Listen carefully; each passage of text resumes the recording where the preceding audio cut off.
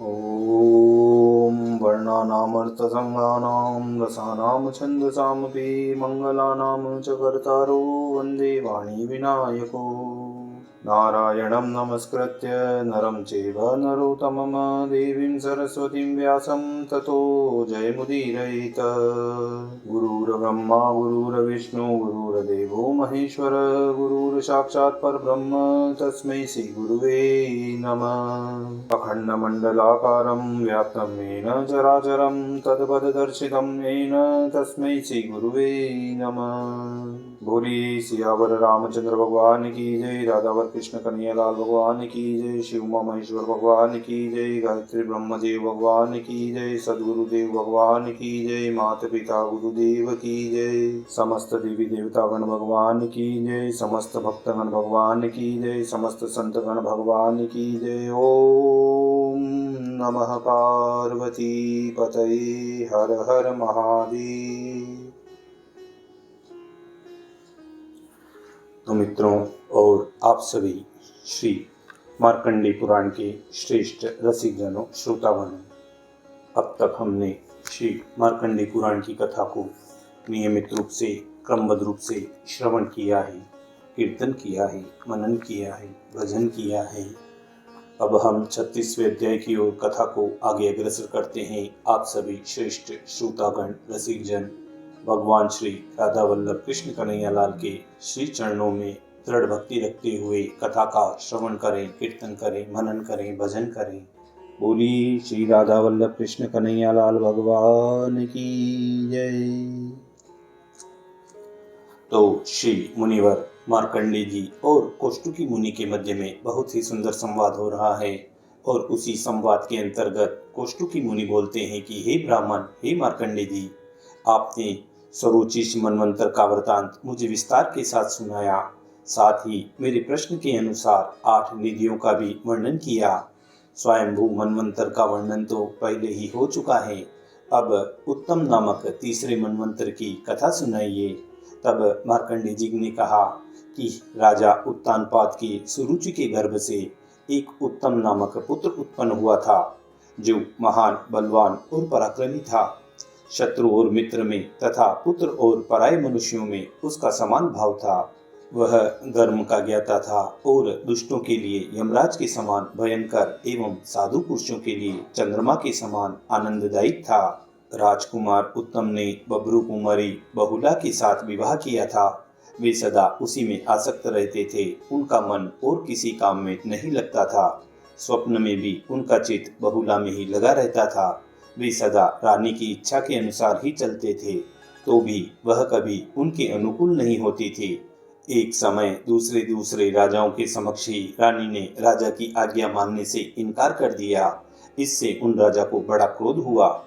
वे कुपित सर्प की भांति फुफकारने लगे और द्वारपाल से बोले कि हे दरबान, तू इस दुष्ट हृदया स्त्री को निर्जन वन में ले जाकर छोड़ दे, यह मेरी आज्ञा है। अतः तुझे इस पर कुछ सोच विचार करने की आवश्यकता नहीं है। तब राजा की आज्ञा को अविचारणीय मानकर द्वारपाल रानी को रथ पर बिठाकर वन में छोड़ आया। राजा के द्वारा इस प्रकार निर्जन वन में त्यागी जाने पर बहुला ने उनकी दृष्टि से दूर होने के कारण अपने ऊपर राजा का बहुत बड़ा अनुग्रह माना। उधर राजा अपने औरस पुत्रों की भांति प्रजा का पालन करते हुए समय व्यतीत करने लगे। एक दिन की बात है, कोई ब्राह्मण उनके दरवाजे में आया और अत्यंत दुख चिंतित होकर इस प्रकार कहने लगा। ब्राह्मण बोला कि हे महाराज, हे राजा, मैं बहुत दुखी हूँ, मेरी बात सुनिए, क्योंकि राजा के सिवाय और किसी से मनुष्यों की संकट से रक्षा नहीं हो सकती। रात को सोते समय मेरे घर का दरवाजा खोले बिना ही कोई मेरी स्त्री को चुरा ले गया है। आप उसे पता लगाकर ला देने की कृपा करें। हे राजन, हमारी आय और धर्म का छठा भाग आप वेतन के रूप में ग्रहण करते हैं, इसीलिए आप ही हम लोगों के रक्षक हैं। आपसे रक्षित होने के कारण ही मनुष्य रात्रि में निश्चिंत होकर सोते हैं। तब राजा ने पूछा कि हे ब्राह्मण देवता, आपकी स्त्री शरीर से कैसी है? यह मैंने कभी नहीं देखा है। उसकी अवस्था क्या है, यह भी आपको ही बतलानी चाहिए। साथ ही यह भी सूचित कीजिए कि आपकी ब्राह्मणी का स्वभाव कैसा है। तब वह ब्राह्मण बोले, हे राजन, मेरी स्त्री की दृष्टि से क्रूरता टपकती है। उसकी कदकाठी तो बहुत ऊंची है, किंतु बाहें बहुत छोटी हैं। मुंह दुबला पतला और शरीर कुरूप है। यह मैं उसकी निंदा नहीं करता, ठीक ठीक हुलिया बतला रहा हूँ। उसकी बातें बड़ी कड़वी होती हैं तथा स्वभाव से भी वह कोमल नहीं है। उसकी पहली अवस्था कुछ कुछ बीत चुकी है। तब राजा ने कहा कि हे ब्राह्मण, ऐसी स्त्री लेकर क्या करोगे? मैं तुम्हें दूसरी भार्या देता हूँ। अच्छे स्वभाव की स्त्री ही कल्याणमयी एवं सुख देने वाली होती है। वैसी स्त्री तो केवल दुख का ही कारण होती है, जैसी आप कह रहे हैं। रूप और शील दोनों से हीन होने के कारण वह स्त्री त्याग देने योग्य है। तब ब्राह्मण बोले, हे राजन, अपनी पत्नी की रक्षा करनी चाहिए, यह श्रुति का उत्तम आदेश है। उसकी रक्षा न करने पर उससे वर्ण संकर की उत्पत्ति होती है। वर्ण संकर अपने पितरों को स्वर्ग से नीचे गिरा देता है। पत्नी न होने के कारण मेरे नित्य कर्म छूट रहे हैं। इससे प्रतिदिन धर्म में बाधा आती है, जिसके कारण मेरा पतन अवश्यंभावी हो गया है। उसके गर्भ से जो मेरी संतति होगी वह धर्म का पालन करने वाली होगी। हे प्रभु, हे राजन, इस प्रकार मैंने अपनी पत्नी का वृतांत आपके सामने निवेदन किया है। आप उसे लाइए, क्योंकि आप ही प्रजा की रक्षा के अधिकारी हैं। ब्राह्मण की ऐसी बात सुनकर और उस पर भलीभांति विचार करके राजा उत्तम सब सामग्रियों से युक्त होकर अपने विशाल रथ पर आरूढ़ हुए और पृथ्वी पर इधर उधर घूमने लगे। एक दिन एक बहुत बड़े वन में किसी तपस्वी का उत्तम आश्रम उन राजा को दिखाई दिया। तब रथ से उतरकर वे उस आश्रम में गए। वहां उन्हें एक मुनि का दर्शन हुआ, जो कुशासन पर विराजमान थे और अपने तेज से अग्नि की भांति प्रज्वलित हो रहे थे। राजा को आया हुआ देखकर मुनि शीघ्रता पूर्वक उठकर खड़े हो गए और स्वागत पूर्वक उन राजा का सम्मान करते हुए शिष्य से बोले कि अधर्य ले आओ। शिष्य ने धीरे से कहा, हे मुनिराज, क्या इन्हें अधर्य देना उचित है? इस बात का भलीभांति विचार करके जैसी आज्ञा हो उसका पालन में करूंगा। तब मुनि ने राजा के वृतांत को ध्यान द्वारा जानकर केवल आसन देकर बातचीत के द्वारा उनका सत्कार किया। तब ऋषि ने पूछा कि हे राजन, मैं जानता हूँ आप महाराज उत्तानपाद के पुत्र उत्तम हैं। बताइए, किस लिए यहाँ पर आए हैं? इस वन में कौन सा कार्य सिद्ध करने का विचार है? तब राजा ने कहा कि हे मुनिवर, एक ब्राह्मण के घर से किसी अपरिचित व्यक्ति ने उसकी स्त्री को चुरा लिया है। उसकी खोज करने के लिए मैं यहाँ इस वन में आया हूँ। इस समय आपसे एक बात पूछता हूँ, कृपा करके बताइए। जब मैं आपके आश्रम पर आया तो प्रथम दृष्टि पड़ते ही आपने मुझे अधर्य देने का विचार किया, किंतु फिर उसे रोक क्यों दिया? तब ऋषि बोले कि हे राजन, आपको देखकर मैंने जल्दी में अधर्य देने की आज्ञा प्रदान कर दी थी, किंतु इस शिष्य ने मुझे सावधान किया। मेरे प्रसाद से यह भी मेरी ही भांति संसार के भूत भविष्य और वर्तमान का हाल जानता है। इस शिष्य ने कहा, विचार करके आज्ञा दीजिए। तब मैंने भी आपका वृतांत सब जान लिया, इसीलिए आपको विधि पूर्वक अधर्य नहीं दिया। हे राजन, इसमें संदेह नहीं कि आप स्वयंभू मनु के वंश में उत्पन्न हुए हैं और होने के कारण अधर्य पाने के अधिकारी भी हैं। तथापि हम लोग आपको अधर्य का उत्तम पात्र नहीं मानते। तब राजा ने पूछा कि हे ब्राह्मण, मैंने जानकर या अनजान में ऐसा कौन सा पाप किया है जिससे बहुत दिनों के पश्चात आने पर भी मैं आपसे अधर्य पाने का अधिकारी न हुआ? तब ऋषि बोले कि हे राजन, क्या आप इस बात को भूल गए कि आपने अपनी पत्नी का वन में परित्याग कर दिया है और उसके साथ ही आप धर्म को भी छोड़ बैठे हैं? एक पक्ष तक भी नित्य कर्म छोड़ देने से मनुष्य अस्पृश हो जाते हैं। फिर आपने तो 1 वर्ष से उसको छोड़ रखा है। अतः आपके विषय में क्या कहना है? हे नरेश्वर, हे राजा, पति का स्वभाव कैसा ही हो, पत्नी को उचित है कि वह सदा पति के अनुकूल रहे। इसी प्रकार पति का भी कर्तव्य बनता है कि वह दुष्ट स्वभाव वाली पत्नी का भी पालन पोषण करे। आहा, देखिए, तभी श्रुतियों ने भी कहा है, पक्षेण कर्मणो हान्या प्रत्यात् स्पृश्यतां नरः किमत्र वार्षिकी यस्य हानिस्ते नित्यकर्मणः। पत्न्या कुलया भव्यं यथा शीलेऽपि भर्तरिह सुशीलापि तथा भार्या पोषणीया नरेश्वर। ब्राह्मण की वह पत्नी जिसका अपहरण हुआ है सदा पति के प्रतिकूल ही चलती हैं, तथापि धर्म पालन की इच्छा से वह आपके पास गया और पत्नी को खोजने के लिए आपको प्रेरित करता रहा। आप तो धर्म में विचलित हुए हैं और दूसरे दूसरे मनुष्यों को धर्म में लगाते हैं। फिर जब आप स्वयं ही विचलित होंगे तब आपको कौन धर्म में लगाएगा। तब मार्कंडेय जी उन कोष्टुकी जी से कहते हैं कि उन मुनि के इस प्रकार कहने पर राजा उत्तम लज्जित से हो गए। आपका कहना ठीक है, यूं कहकर उन राजा ने ब्राह्मण की पत्नी के विषय में पूछा कि हे भगवान, आप भूत और भविष्य के यथार्थ ज्ञाता हैं, बताइए ब्राह्मण की स्त्री पत्नी कौन ले गया है। तब वह ऋषि बोले, हे राजन, अद्रि के पुत्र बलाक नाम के राक्षस ने उनका अपहरण किया है। उत्पलावत वन में जाने पर आप उस ब्राह्मणी की पत्नी को देख सकेंगे। जाइए शीघ्र ही उस श्रेष्ठ ब्राह्मण का पत्नी से संयोग कराइए, जिससे आपकी तरह उसे भी दिनों दिन पाप का भागी न होना पड़े।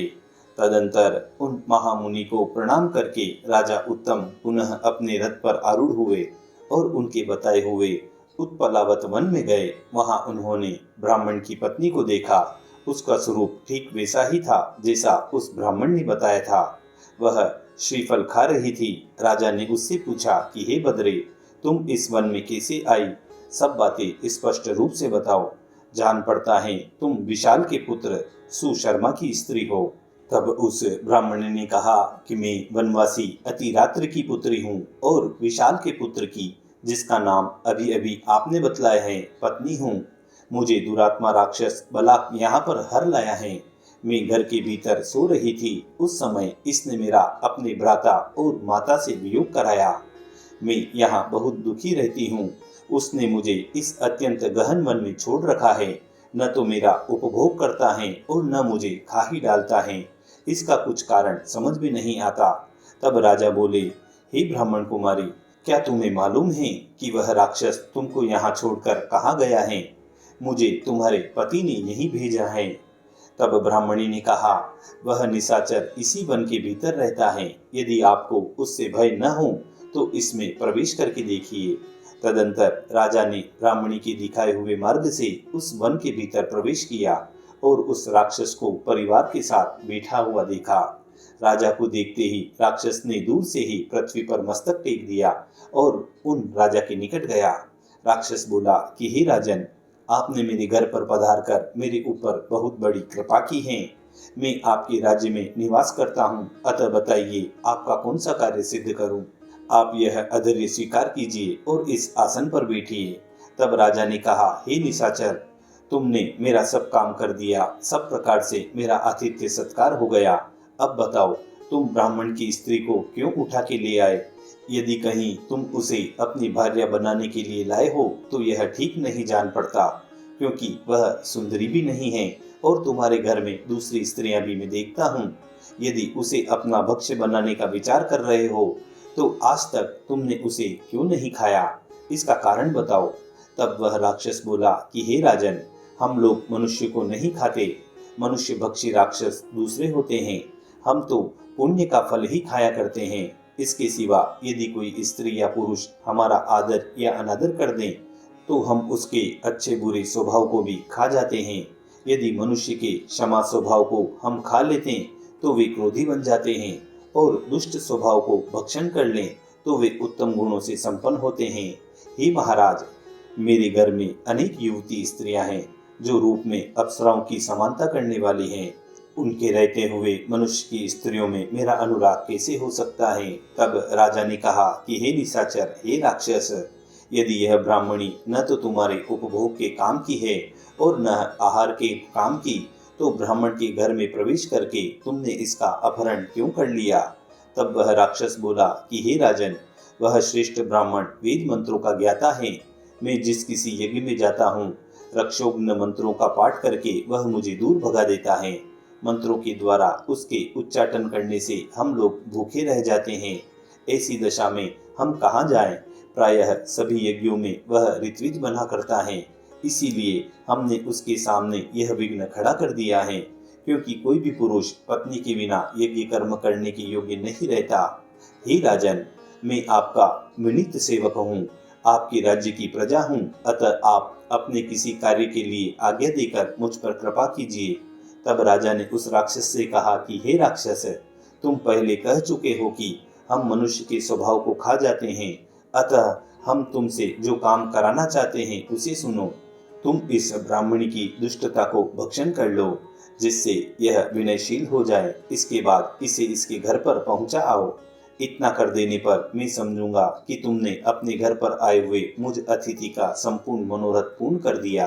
राजा के यूं कहने पर वह राक्षस अपनी माया से ब्राह्मणी के शरीर में प्रवेश कर गया और अपनी शक्ति से उसके दुष्ट स्वभाव को खा गया।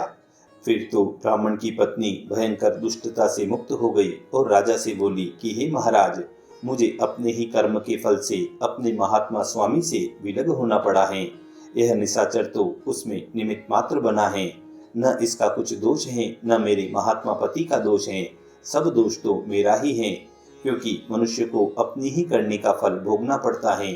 पूर्व जन्म में मैंने किसी का वियोग कराया होगा, वह आज मुझ पर भी आ पड़ा है। इसमें दूसरे का क्या दोष होता है? तब राक्षस बोला कि हे राजन, आपकी आज्ञा के अनुसार मैं इस ब्राह्मणी के इसके स्वामी के घर पर पहुंचा आता हूँ। इसके सिवा और भी यदि मेरे योग्य कोई कार्य हो तो उसके लिए मुझे आज्ञा कीजिए। तब राजा ने कहा कि हे निशाचर, यह कार्य हो जाने पर मैं समझूंगा कि तुमने मेरा सारा कार्य सिद्ध कर दिया। हे वीर, यदि किसी कार्य के समय मैं तुम्हारा स्मरण करूं तो तुम मेरे पास आ जाना। बहुत अच्छा कहकर राक्षस ने उस ब्राह्मण की पत्नी को, जो दुष्टता दूर हो जाने से अब अच्छे स्वभाव की हो गई थी, ले जाकर उसके पति के घर पहुंचा दिया।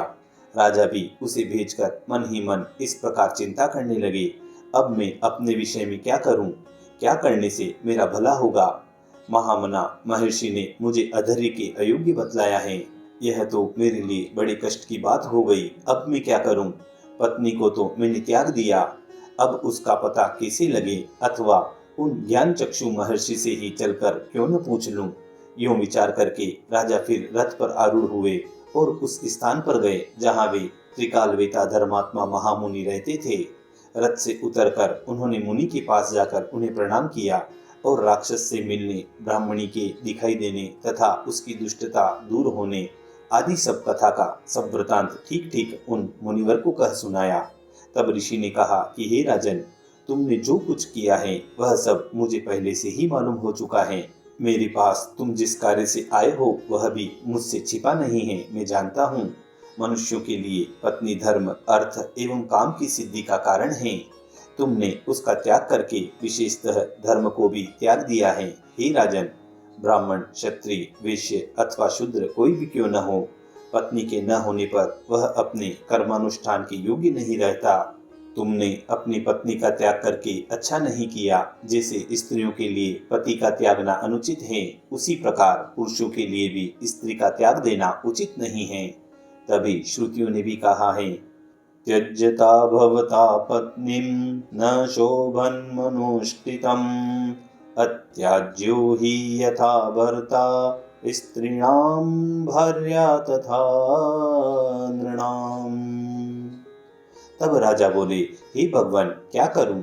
यह सब मेरे कर्मों का फल है। मैं सदा पत्नी के अनुकूल ही चलता था, फिर भी वह मेरे अनुकूल न हुई, इसीलिए मैंने उसे त्याग दिया। उसके वियोग की पीड़ा से मेरी अंतर आत्मा व्यतीत हो रही है। मैंने उसे वन में छोड़ा था, पता नहीं वह कहाँ चली गई, अथवा उसे वन में सिंह, व्याघ्र या निशाचरों ने तो नहीं खा लिया। तब ऋषि ने कहा, हे राजन, उसे सिंह, व्याघ्र या निशाचर ने नहीं खाया। वह इस समय रसातल में है, उसका चरित्र अभी तक नष्ट नहीं हुआ है। तब राजा बोले, हे ब्राह्मण, यह तो बड़ी अद्भुत बात है। उसे पाताल में कौन ले गया और वह अब तक दूषित कैसे नहीं हुई है? यह सब यथार्थ रूप से बतलाने की कृपा करें।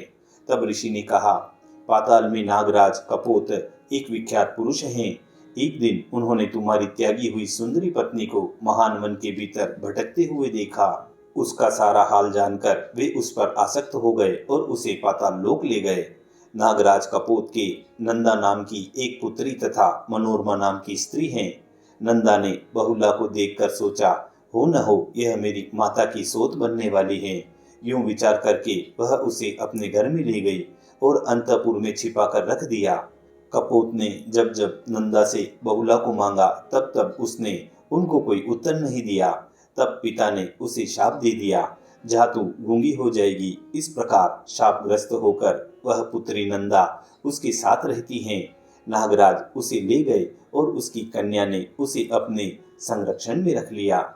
तब राजा बोले कि हे महामुनि, मुझे तो बहुला प्राणों से भी बढ़कर प्रिय है, किंतु वह मेरे प्रति सदा दुष्टता का ही बर्ताव करती हैं। इसका क्या कारण है? तब ऋषि ने कहा, पानी ग्रहण के समय सूर्य, मंगल और शनिचर की तुम्हारे ऊपर तथा शुक्र और बृहस्पति की तुम्हारे पत्नी के ऊपर दृष्टि थी। उस मुहूर्त में उस पर चंद्रमा और बुध भी, जो परस्पर शत्रु भाव रखने वाले हैं, अनुकूल थे और तुम्हारे ऊपर प्रतिकूल। इसीलिए तुम्हें पत्नी की प्रतिकूलता का विशेष कष्ट सहना पड़ा है। अच्छा, अब जाओ, धर्मपूर्वक पृथ्वी का पालन करो और पत्नी के साथ रहकर संपूर्ण धार्मिक क्रियाओं का अनुष्ठान करो। तब मार्कंडेय जी उन कोष्टुकी मुनि से पुनः कहते हैं कि उन महर्षि के यूं कहने पर राजा उन्हें प्रणाम करके रथ पर आरूढ़ हो गए और अपने नगर को लौट आए। वहां आने पर उन्होंने उन ब्राह्मण को देखा जो अपनी शीलवती भार्या के साथ बहुत प्रसन्न था।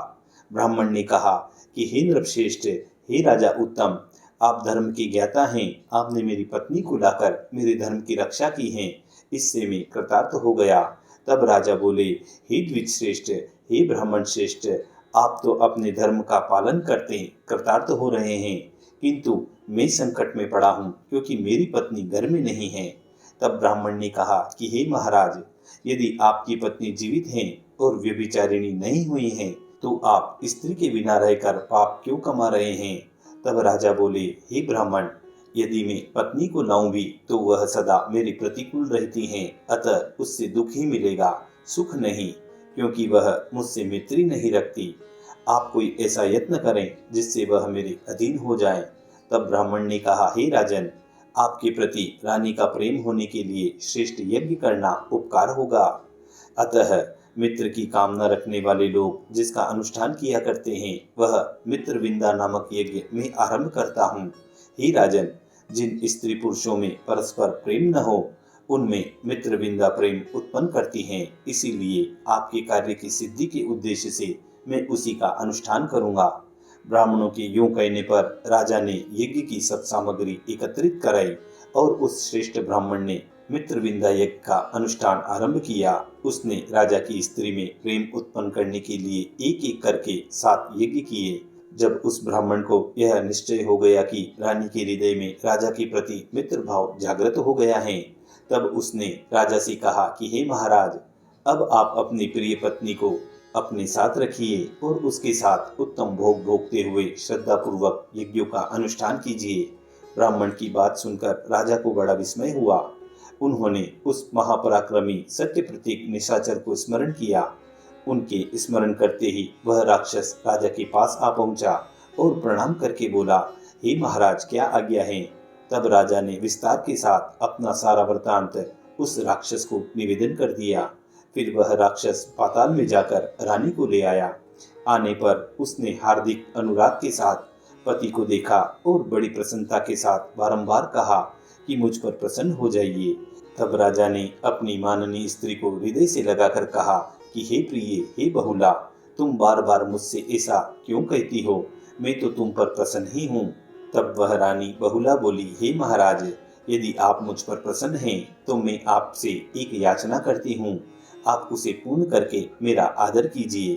तब राजा ने कहा कि हे प्रिय, हे महारानी, तुम्हें जो कुछ अभिष्ट हो वह निशंक होकर मुझसे कहो, तुम्हारे लिए कुछ भी दुर्लभ नहीं है, मैं तुम्हारे अधीन हूँ।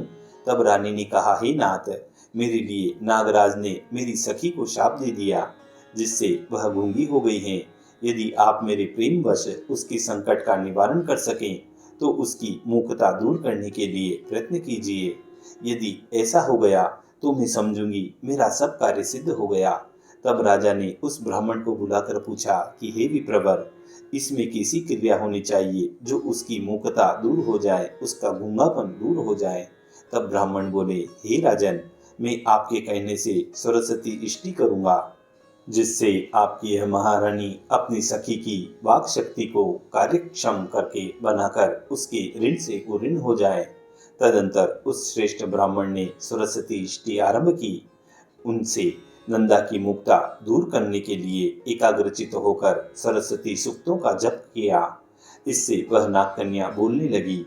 उन दिनों गर्ग मुनि रसातल में रहा करते थे। उन्होंने नंदा को बताया, तुम्हारी सखी बहुला के पति ने यह अत्यंत दुष्कर उपकार किया है।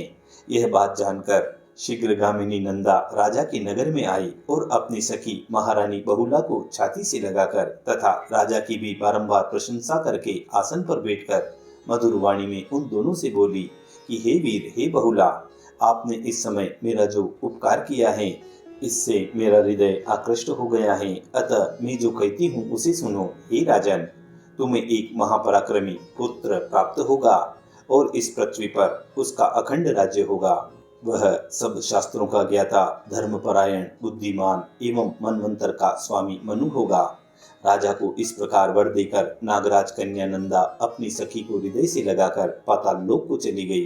तदंतर रानी के साथ विहार एवं प्रजा पालन करते हुए राजा उत्तम के कितने ही वर्ष व्यतीत हो गए।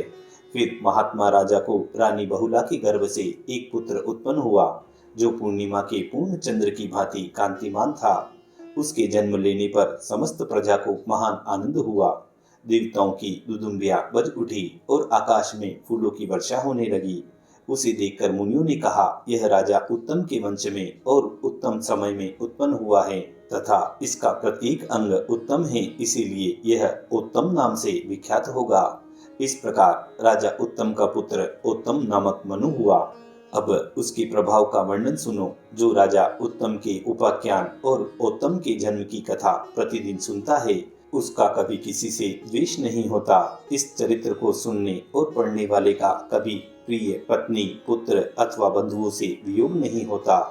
उत्तम मनवंतर तीसरा कहा गया है। उसमें स्वधामा, सत्य, शिव, प्रतर्दन तथा वर्षवती ये देवताओं के 5 गण थे। इनका जैसा नाम वैसा ही गुण था। ये पांचों देवगण यज्ञ भोगी माने गए हैं। ये सभी गण 12-12 व्यक्तियों के समुदाय हैं। उक्त मनवंतर में सुशांति नामक इंद्र हुए, जो 100 यज्ञों का अनुष्ठान करके इंद्र पद को प्राप्त हुए थे। आज भी मनुष्य विघ्नों का नाश करने के लिए सुशांति के नामाक्षरों से विभूषित एक गाथा गाया करते हैं। वह इस प्रकार है। सुशांतिर्देवराट कांतः सुशांति संप्रयच्छति सहितः शिव सत्याध्यस्थेव वशवर्तिभिः। शिव, सत्य एवं वर्षवती आदि देवगणों के साथ परम सुंदर देवराज सुशांति उत्तम शांति प्रदान करते हैं। तब मार्कंडेय जी उन कौष्टुक मुनि से कहते हैं कि हे कौष्टुकी, उत्तम मनु के अज, परशुचि और दिव्य ये 3 पुत्र उत्पन्न हुए थे, जो देवताओं के समान तेजस्वी एवं महान बल एवं पराक्रम से संपन्न थे। उनके मनवंतर में उन्हीं के वंशज इस पृथ्वी का पालन करते रहे। 71 चतुर्युगी से कुछ अधिक काल का एक मनवंतर होता है। महात्मा वशिष्ठ के 7 पुत्र ही इस तीसरे मनवंतर में सप्तऋषि थे। इस प्रकार यह तीसरे मनवंतर का वर्णन हुआ। अब तामस मनु के चौथे मनवंतर का वर्णन किया जाता है। यद्यपि तामस मनु का जन्म मनुष्येतर योनि में हुआ था, तो भी उन्होंने अपने यश से त्रिभुवन को अलौकिक कर दिया था। हे ब्राह्मण, अन्य सभी मनुओं की भांति चौथे मनु का जन्म भी अलौकिक है। उसे बतलाता हूँ, तुम सुनो। इस प्रकार मार्कंडेय जी और कौष्टुकी जी के मध्य में बहुत ही मधुर संवाद हो रहा है और उसी मधुर संवाद के अंतर्गत यह मार्कंडेय पुराण का 36वां अध्याय पूर्ण होता है, समाप्त होता है। बोलिए श्री कृष्ण कन्हैया लाल भगवान की जय।